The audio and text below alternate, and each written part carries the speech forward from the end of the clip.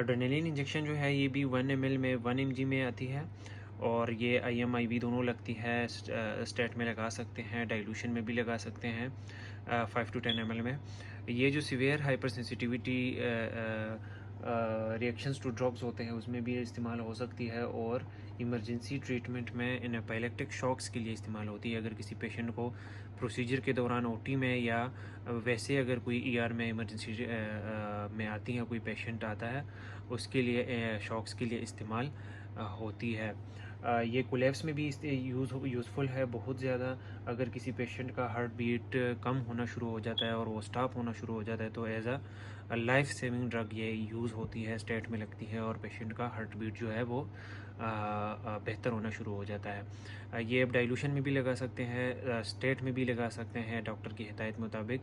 एक इंजेक्शन भी लगती है, 2 भी लगते हैं, लेकिन वो डॉक्टर ही डिसाइड करता है उसी टाइम कि कितना लगाना है, ठीक है।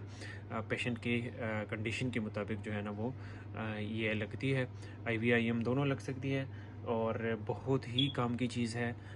लाइफ सेविंग ड्रग इसलिए इसको कहते हैं कि कभी कहीं भी पेशेंट जो है ना वो ये जो है ना पेशेंट बचा भी देता है। अगर किसी पेशेंट को हार्ट बीट उसका बंद होना शुरू हो जाता है और वो बिल्कुल कम होना शुरू हो जाता है, तो एज अ इमरजेंसी ड्रग ये लगती है, और पेशेंट का हार्ट बीट जो है ना वो बेहतर हो जाता है।